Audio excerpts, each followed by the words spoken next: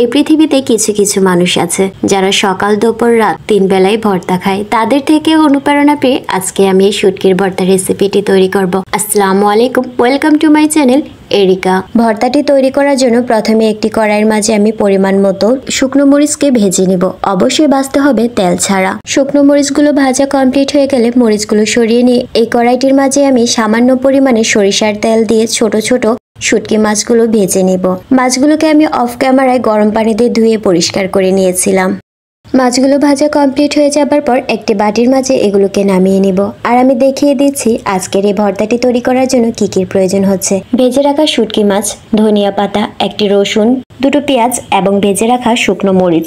এ পর্যায়ে একটি শিলপাটার মাঝে মরিচ আর পরিমাণ মতো লবণ দিয়ে ভালোভাবে বেটে নিব। বাটা হয়ে গেলে এর সাথে অ্যাড করে দিব পেঁয়াজ আর রসুনগুলো। তার সাথে অ্যাড করে দিব ধনিয়া পাতা এবং শুটকি মাছগুলো।